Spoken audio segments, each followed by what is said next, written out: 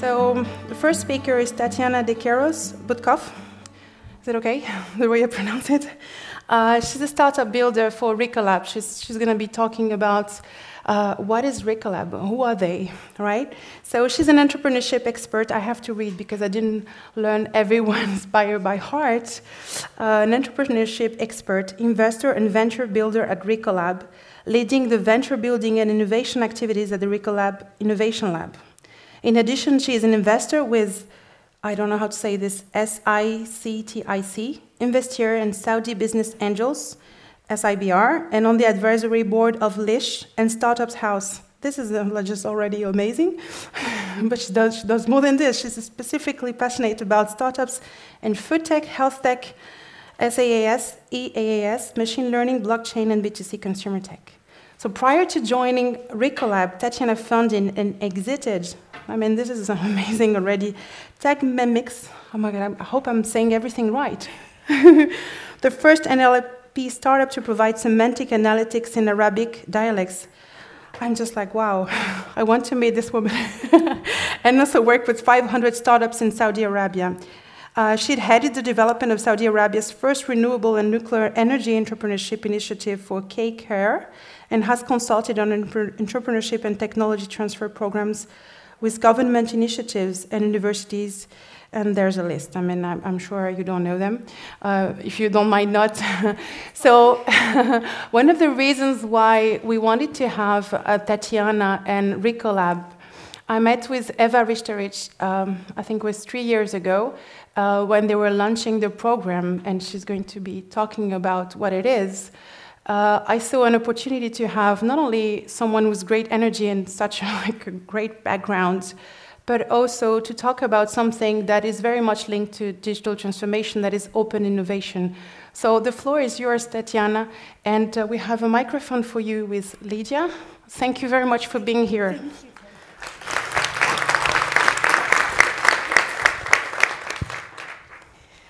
Good morning, everyone.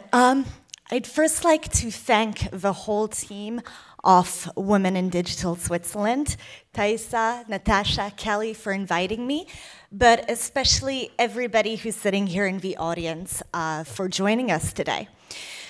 So, Thaisa so thoroughly introduced me, so I won't do that again, but today we're speaking about the future of digital transformation. And actually, guys, the future is already here. It's already happening, and it's already been happening for years. Startups have come in, they've challenged and disrupted existing business models, they've changed the way that we do business, they've changed consumer expectations, and large companies have to catch up. So I work for Ricolab, and who among you are familiar with Ricola, the famous Swiss brands and adverts? And who would imagine that Ricola, a company with 85 years of tradition in doing a little bonbon, would actually have an innovation lab? And Ricolab is a grand experiment, not only in digital transformation, but in digital disruption, in transforming organizational borders and boundaries and structures. And today I won't be focusing as much on the technologies which are transforming business, but I'm going to focus more on the organizational, on the organizational structures and how corporates are changing the way that they work, the way that they manage their innovation processes, their talent, and the way that they source innovation to be able to continue to be relevant in the future and to create new business models that integrate those technologies that we're talking about. And I'm going to talk to you a little bit about the work that we also do at Ricolab, because it's a very good example of breaking the organizational silos. So first of all, what is open innovation? Open innovation is about looking for new ways, new technologies, new innovations outside of the organization, breaking down the traditional walls where corporates are very secret, are very traditional in the way that they work, to challenge and create new opportunities for scale. And what has digital done for us? The same in startups, actually, except we don't do it as fast. With digital, you can be more capital efficient. You can scale much faster. Suddenly, markets, boundaries no longer exist. If you want to trade with China or the Middle East or Latin America, you don't need to have an office there. You can integrate new technologies to be able to get closer to the consumer. And for us at Ricolab, this is one of the main things that we explore. So we don't look at disruptive innovations, which impacts the future of Ricolab business today or tomorrow or in 2 years' time. We look at the future in 5 years' time, in 10 years' time. How is technology going to impact the future of the company? How can the company work with other organizations to become more innovative? How can we work with entrepreneurs, with the business leaders of tomorrow to gain new capabilities, to gain new skills, to gain new ideas? How can we work with other corporates so that we can actually compete?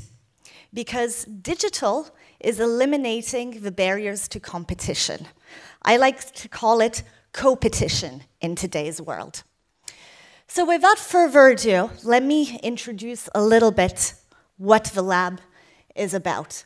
And I'm going to focus on our purpose, because our setup is, of course, very close to Ricolab, to the core of the company. We're not there to challenge business, we're there to add to the core. We don't innovate at the periphery, we innovate for the future. But also about structure, because a challenge that a lot of organizations face when speaking about digital innovation, when looking about open innovation, is we're going to keep it at the periphery of our activities and our core product. We don't want to take the risk. What if it doesn't work? Well, actually, it's part of a risk, because if you don't take the leap, other people are. And finally, I'm going to look at specific activities that we do, which are a little bit different to traditional innovation labs you see at other companies. Because when you're talking about open innovation, you can imagine innovation outposts in Silicon Valley, hackathons, competitions, investments, corporate venturing. The tools that we can use and that companies can deploy and that you can be part of are actually numerous, and this is the great thing about it. An organization can embrace them to totally challenge the way in which they think and change the mindset to even perform better. So our purpose, why was Ricolab set up? And as Taisa said, Eva, our CEO, is also the executive vice president of the board of Ricolab. And you know, when you think about a company which is still private, which is still family-owned, and which is still a stronghold of the Swiss heritage brand, you think, how can we maintain this for the next 50 years? And this involves having to look at what new business ideas can sustain the competitiveness of the company. So Ricolab was set up to explore new business ideas, new business models, new technologies, and see how it could open up new ideas to work more with other businesses and people and entrepreneurs.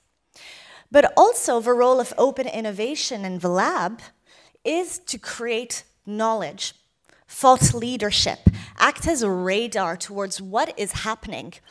And for this, open innovation is key, because it isn't only about creating new businesses or products or services, but it's being able to understand what is going to happen in the future. And this is what we're trying to do today with the fantastic speakers who are here, trying to understand what new ideas are going to shape and how can we integrate that knowledge within the organization to help it transform.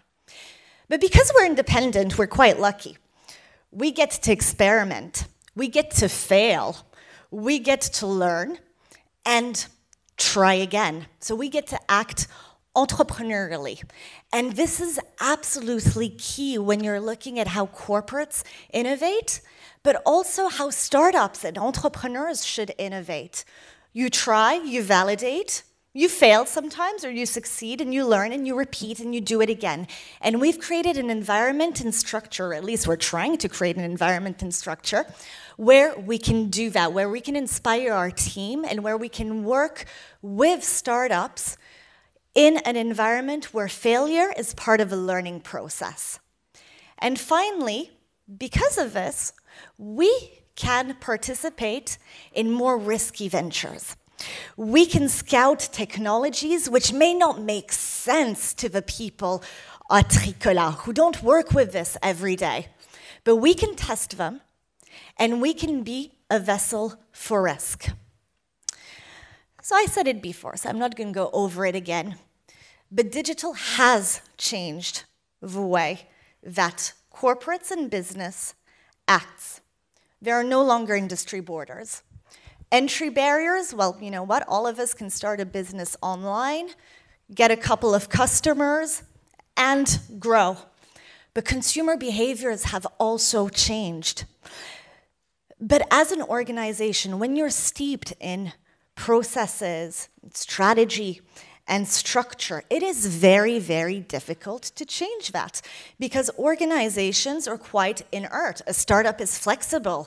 It can change and react to market changes quite quickly. We can't do that as a corporate. So this is why open innovation permits organizations to be able to be more flexible and to adapt and to understand what are these changes which are shaping the markets. And we can do it also much more quickly. I'm sure some of you here know how difficult it can be to prototype and market a new product. I mean, it can take years. Retail, pharmaceuticals, by the time you actually have it out, it's already last year's news. But if you use processes where you can work and collaborate with entrepreneurs and startups, where you can create a vessel which de-risks what you do, which rewards entrepreneurialism and experimentation, you can gain speed. And if you're able to gain speed, you can design fast, learn fast, fail fast. And I like to say fail forwards also, because there's always a learning process in it. And of course, that changes the way that we work. It changes the mentality. So, I'm going to speak to you a little bit more about the structure of the lab, because these are big words, big claims that anybody could say about how we're embracing digital transformation. And for us, it goes down to the very core. How do you harness a vehicle where you have to work, where you want to work with startups, where you want to be able to be a vessel for new technologies and new business models, and where you want to create maybe the new businesses of tomorrow? So as I said, we're 100% independent. So we work separately from the company, and this is extremely critical when you're talking about innovation in companies. You don't want it to be too close, but simultaneously, you want to be safe to experiment so that you do not hurt the company, so that you can engage in risky behavior, so you can take bets which others wouldn't do. We also have full freedom in the type of technologies and business models which we pursue. This means that if we want, and we actually have in one of our innovation projects, worked with a startup in VR, we can do that. If we want to work across AR, robotics, we can do that, and we can explore. And finally, we're not dependent on a balance sheet. We have a yearly budget, and it's very entrepreneurial, very lean startup, which forces us to look at new ways and new mechanisms in which we can work with others and in which we can engage other players. So what we don't do, however, is, for the moment, we don't work with equity. Also, our values are... I'm seeing somebody wave at me over here. What's wrong? I was wondering whether I was doing blocking the screen. And as I was saying, we also have very strong values in what we do. Ricolab was founded on tech for good, and Taisa talked about this. Profit is important, and actually profit shouldn't be negated, but it doesn't mean that sustainability cannot be put at the heart of doing business. Actually, a lot of research and a lot of successful companies, and Nestlé, who'll be speaking here later, will show that creating shared value down your value chain is actually very, very profitable in creating a triple bottom line. And currently, we're not yet investing, but a lot of corporates are looking at this as a new vehicle for open innovation, because it means that you can integrate those technologies much more quickly, and you also have the skin in the game. So what do we do when we're innovating? We work on the premise of doing innovation sprints. So an innovation sprint for us is 3 to 4 months of very fast prototyping, of testing a new technology or a new business model, validating it with real customers, which is a little bit more challenging than it looks, and then seeing whether it has business potential. But we're a small team. We cannot do this alone. We're not experts in VR. We're not all coders within the team. We need the support, but also the ideas from talented individuals, talented female entrepreneurs, people who have the drive to want to change things. So in our innovation sprints, we integrate working with either entrepreneurs or individuals or startups to be able to integrate their ideas and try and scale a business. And what does this do as part of our open innovation process? It enables us to build a community around digital disruption, build a community around shared values, and also have a radar into what's happening in the market. But strangely enough, it's also enabled us to work more with other corporates who are undertaking exactly the same challenges, who also want to prototype fast, who also want to fail fast. And hey presto, suddenly working with other innovation labs seem much more attractive. And of course, in result of what we do, we try and transfer this back to Ricolab so that they can transform, so that they understand, as I said when I first started, that digital transformation isn't happening in 5 years' time. It's happening now, and sometimes you have to move quickly. So what are the areas in which we believe are the future of digital transformation for Ricolab? When you think about Ricolab, you think about the bonbon, but we take it one step further because digital, thank you, Taisa, and I didn't bring any, I am so sorry, but next time. Thank you. When you think about the umbrella of herbal know-how, 85 years of herbal know-how, and technology, and digital, suddenly, your scope becomes much bigger. So areas that we innovate and source new technologies and ideas include healthcare, wellness, plants, virtual reality, the way that products are delivered, sustainable food value chains, food technology, and agricultural technology. Why? Because digital transformation enables us to target the whole of the value chain. Because what has this done? Before companies, traditional retail companies or producers, only handled one little component of a value chain: production, retail, sales, marketing. And today with digital, we can actually impact and change the way that we do business, from the farmer who is gathering the herbs through to the retailer who actually wants to become more technologically enabled with the consumers, because we all face the same challenges and we all want the same prosperity. And as a result, open innovation enables us to work along that value chain with all of those stakeholders and better understand their needs, better understand which individual technologies is going to be the future of their business and therefore the future of our business. And of course, I mean, we're all like this. We want to work with everybody.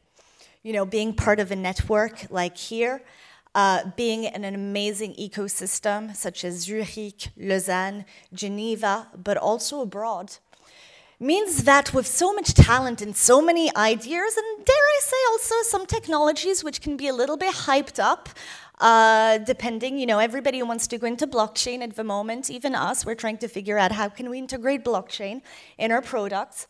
We do have some criteria, though, in terms of how we work in our innovation sprints to separate from our community. And for that, when we look at open innovation, when we look at startups with which we'll collaborate, we look at, could they potentially open a new market for us? Could they potentially create a new consumer base and a new demographic that we can't reach? Can they bring us a new business model that we haven't thought about? How can we integrate those new technologies?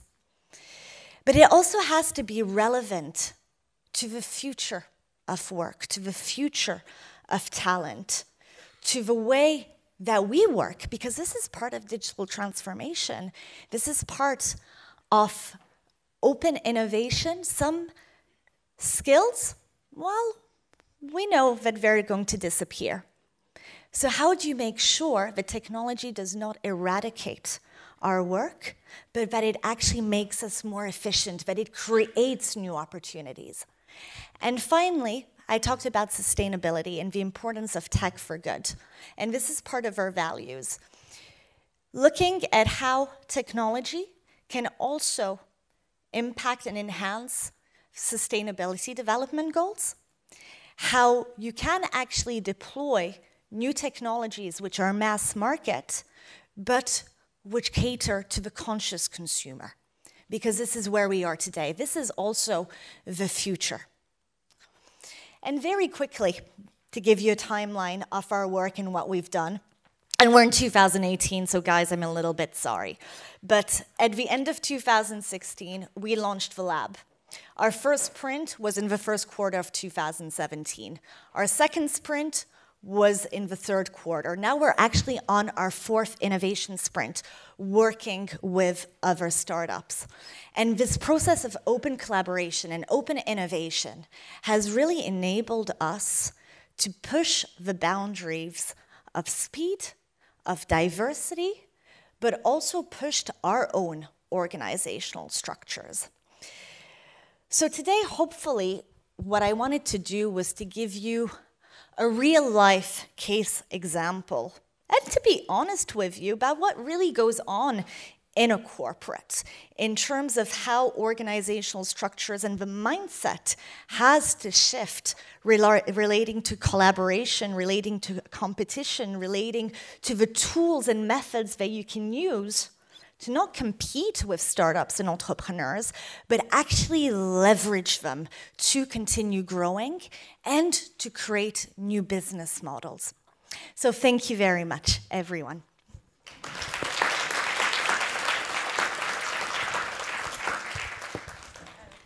We will have questions for you. Sure. Can I have another one? It was too hot, so I had to take away changing microphone. So thank you. That was more than expected. I mean, thank you. And it's very difficult to start a day as a speaker. So you had all the energy and the great insight. So We would love to have questions, and if you don't have, I have many questions to her. So who goes first? Let me give it to this gentleman here. Oh, I'm so happy there are some. It's always my worry, a quiet audience. No, we're not like this. So first of all, thanks a lot for a really energetic speech. Very interesting project. I would never thought that Ricolab is doing something like that. If you could give a bit more details, if possible, about breaching any confidentiality, about the project of the first sprint, would be really exciting. Of course. So the first sprint was, full disclosure, I had just joined Ricolab. So the first sprint was about testing a subscription box model in Mexico. So it wasn't in Switzerland, but it was testing a business model, actually, in delivering herbal products to urban middle-income females in Mexico. And why Mexico is because, A, it's a growth market, I think, for many people involved here, and B, because it is part of economies which are embracing digital very, very, very quickly. And so we prototyped this box, did the whole logistics, delivery. About 100 females signed up to the website. So we did a very traditional sign up, get all the addresses, etc., to test whether it could actually get traction. Because one of the things which enables us to decide, are we going to pursue this innovation, is to see, is it scalable? Will customers buy it? Would it actually stand on its own 2 feet as an independent business? And, well, it didn't work. I'm going to say very openly, it didn't work, and we got great insight from it not working. So, as I said, it wasn't specifically a technology, it was more of a business model. But what insights did we get? Is that people do not trust giving their addresses in Mexico. So that means subscription models, which are very popular in Europe, in the US, and elsewhere, are still very, very nascent. Secondly, herbal products, such as tea, soaps, natural products, have a bad reputation because they are linked with more voodoo kind of things. We didn't know that. And thirdly, also in terms of where the consumer market was for e-commerce, it was still very much more in the electronics. But we don't view it as a failure because we tried it quickly. We do it on not that dissimilar budgets than a pre-seed startup, so we're very stringent with that. And we were able to collect so much information from people and entrepreneurs we worked with in Mexico, and we were able also to transfer that knowledge and that failure into learnings for Ricolab in terms of the do's and don'ts of testing new business models in emerging markets. I hope that answered your question.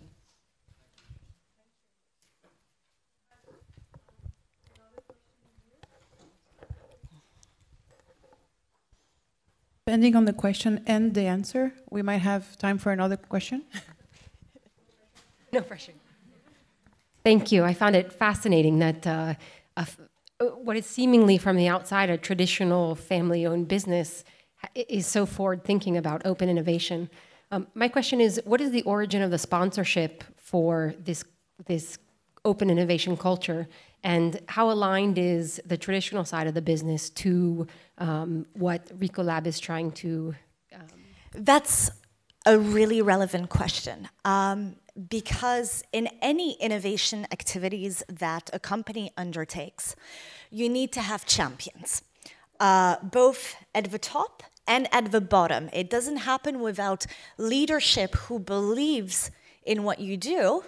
But it also doesn't happen if employees aren't 100% on board and can create bottom-up innovation. Top-down is actually much more simple. Get a couple of people in a boardroom, say, we're going to innovate, we understand the future of digital transformation, let's roll out a couple of initiatives. No, you need to have buy-in to do that. And you also need to provide the right degree of flexibility. So we're very fortunate, and I've seen this in other companies which I used to work with.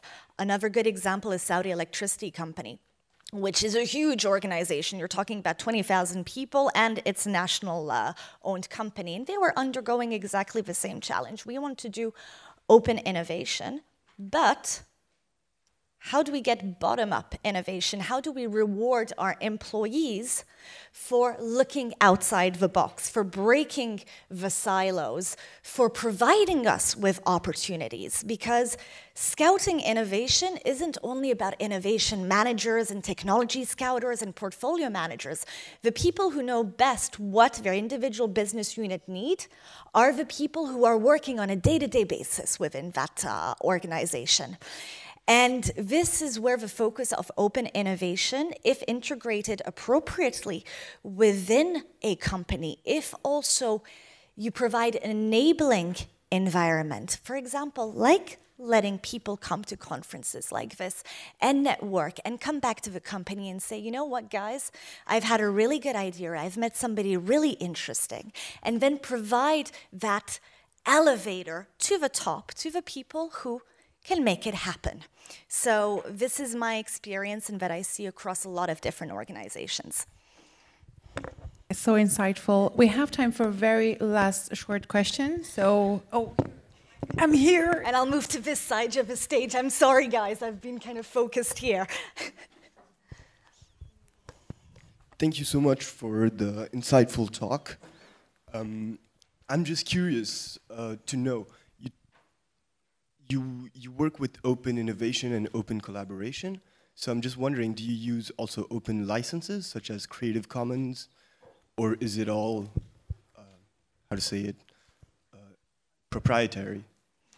Okay, so you mean by that, just to understand clearly, whether the IP that we generate through this, whether it belongs to the company. Now, exactly.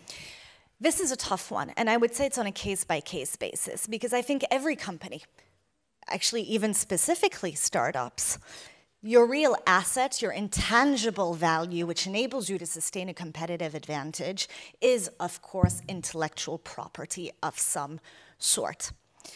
So the great thing with open innovation is, for example, universities will say, well, it's R&D, it's patents. This is the more traditional way of looking at it. And here it's ideas, business models.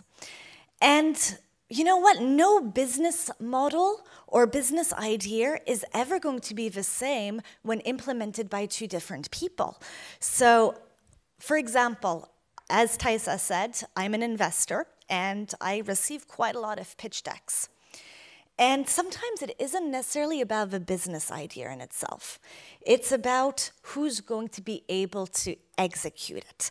And when you're looking at open innovation, it actually has to do more with execution than trying to make something a secrecy. And I still believe that at very early stages, when you're testing something, collaboration is really, really important. And we actually really try, because we respect the entrepreneurs we work with, we respect the know-how that people bring to us that we don't have, where we really try to create an environment of shared ownership.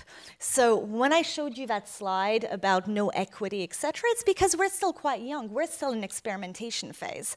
But should we spin out a business, well, in that case, people who have brought along know-how, they should be rewarded for it. So again, it's on a case-by-case basis, but I do not believe that open innovation means that it breaks down intangible assets, but nor does it mean that you start protecting IP like it's the best thing on earth. It's about knowing which areas you need to work with other people and being able to deliver it in a coherent strategy.